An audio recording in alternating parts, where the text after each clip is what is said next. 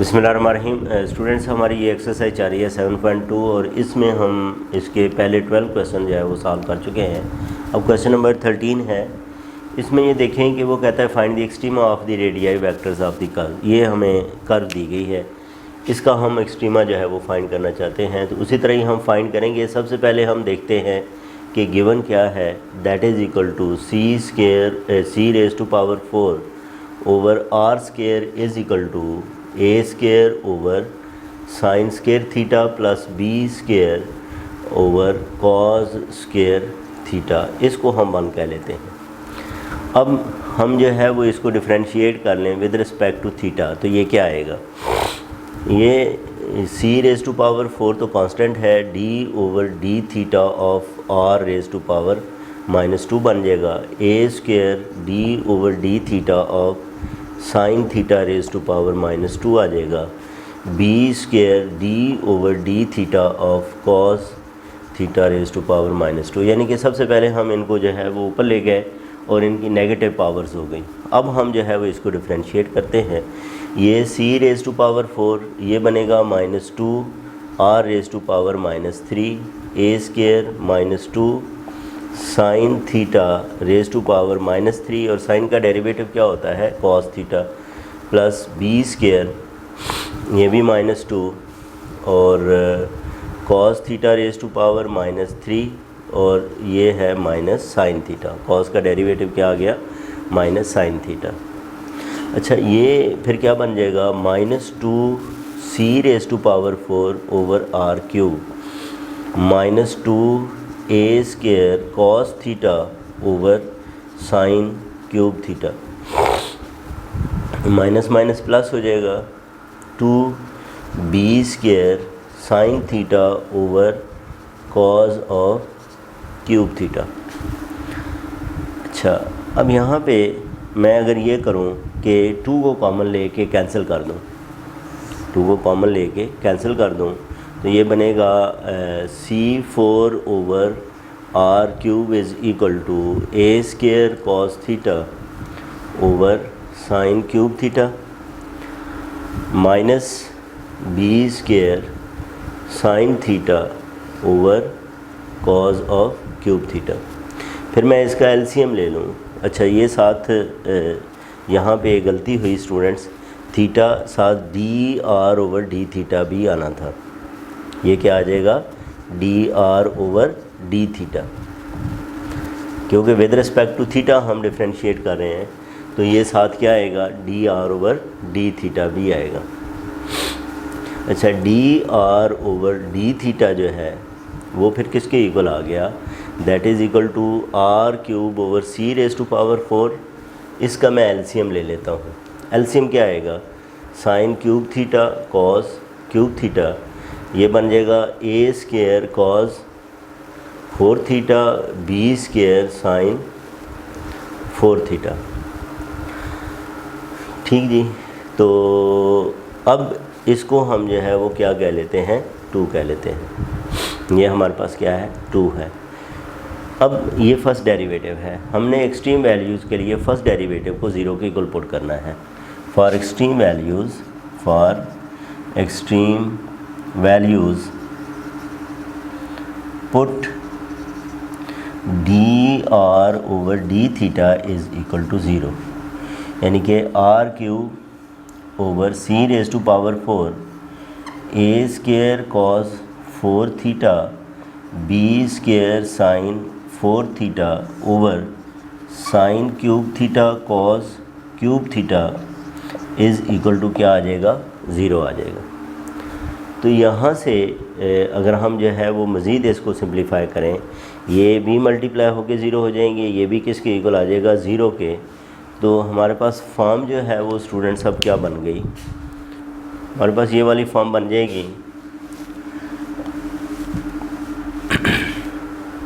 कि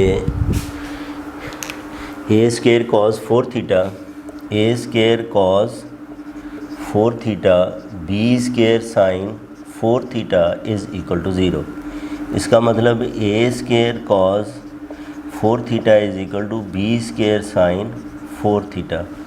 फिर sine 4 theta पे कॉस 4 थीटा पे डिवाइड कर दें, इधर b square cos 4 theta, b square cos 4 theta, इसके ऊपर डिवाइड कर दिया, ये कैंसिल, तो ये भी कैंसिल।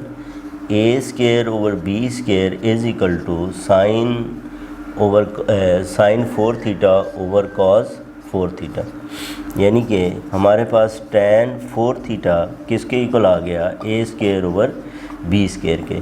तो tan स्केयर थीटा किसके इक्वल होगा, ए ओवर बी के इक्वल आ जाएगा। और यहाँ से फिर tan थीटा किसके इक्वल आ जाएगा, that is equal to square root A over square root B, ये tan थीटा आ गया। अब हमें आगे जो है वो क्या करना है, सेकंड डेरिवेटिव फाइंड करके उसके अंदर जो है वो वैल्यूज़ पुट करनी है। हम यहाँ से tan थीटा है हमारे पास, जनरल वैल्यूज़ हैं, हम साइन और काज की वैल्यू भी जो है वो क्या कर लेते हैं, फाइंड कर लेते हैं। यहाँ से हम साइन और काज की वैल्यू को भी क्या कर लेते हैं, फाइंड कर लेते हैं। अच्छा, उसके लिए क्या है, देखें tan थीटा है तो इसमें आपके पास, इसको आप थीटा कह लो, perpendicular over base, perpendicular under root a, ये बी, ये क्या आ जाएगा, ए स्केयर ए, और फिर जो है वो बी स्केयर के लिए जो है वो क्या बन जाएगा, ये बी बन जाएगा, और इसके ऊपर क्या आ जाएगा, स्केयर रूट आ जाएगा। ठीक है जी। अच्छा, अब यहाँ से मैं लिखता हूँ साइन थीटा, तो वो क्या लिखा जाएगा, स्केयर रूट ए ओवर ए प्लस बी इसका स्केयर रूट। कॉस थीटा लिखूँगा तो स्केयर रूट बी ओवर ए प्लस बी इसका स्केयर रूट। अगर मैं इन वैल्यूज़ को स्केयर्स की फॉर्म में लिख लें, साइन स्केयर थीटा, तो ये ए ओवर ए प्लस बी आ जाएगा, ये कॉस स्केयर थीटा, और ये बी ओवर ए प्लस बी आ जाएगा। यानी कि हमारे पास ये वाली वैल्यूज़ आ गई, इनको हम आगे सेकंड डेरिवेटिव फाइंड करके उसके अंदर जो है वो क्या कर सकते हैं, यूज़ कर सकते हैं। अब स्टूडेंट्स, हमारे पास ये फर्स्ट ऑर्डर डेरिवेटिव था, अब हम इसका सेकंड ऑर्डर डेरिवेटिव फाइंड करते हैं। यानी कि हमारे पास d2r over d theta square, ये किसके इक्वल आएगा, ये r cube over c raise to power 4। यहाँ पे आप स्टूडेंट्स क्वेश्चन रूल को लगाएंगे, ये इसका स्क्वायर आ जाएगा, जी ऑफ एक्स इसका स्क्वायर, जी ऑफ एक्स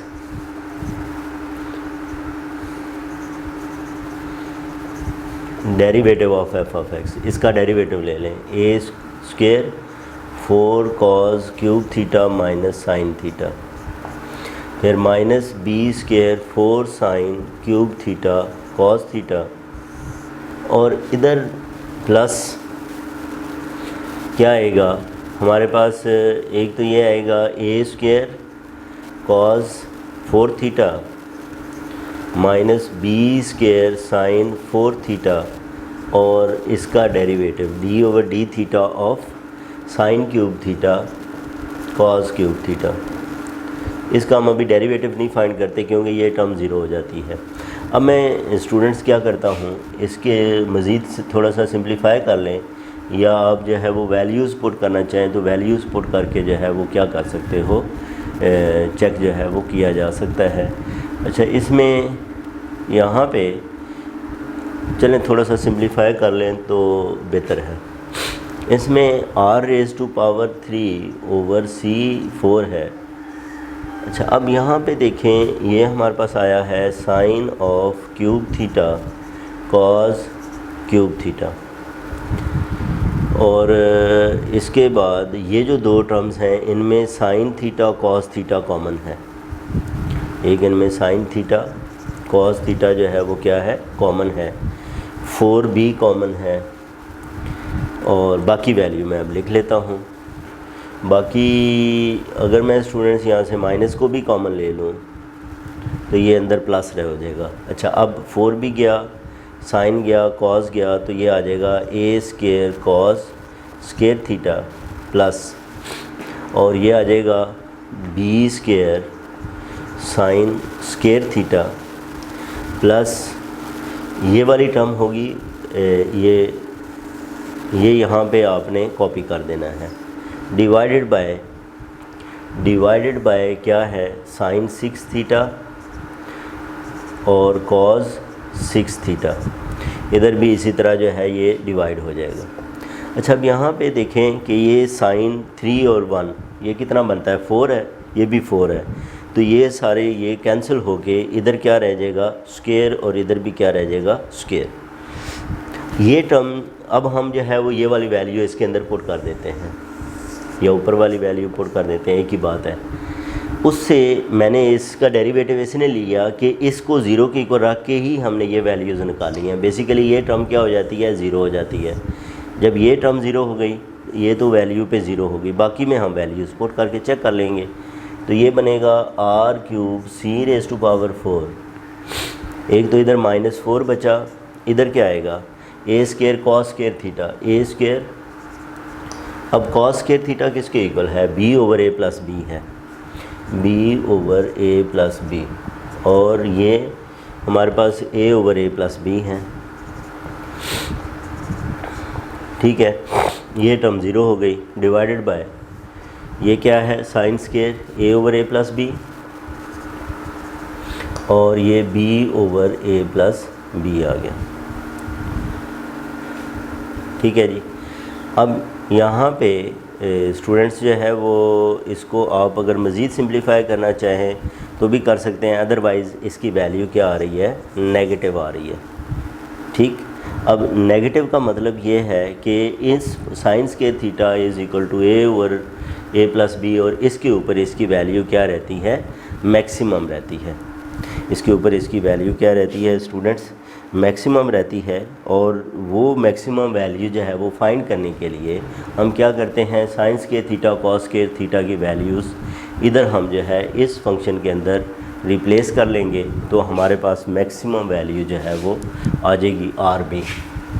वो कैसे, अब हम इसमें ये वैल्यू जो है sign square theta cos square theta की वो पुट कर दें, तो ये बनता है c⁻⁴/r² is equal to a² over ये साइन स्क्वायर थीटा है a/a+b, फिर ये b² over cos square theta किसके इक्वल है b/a+b है।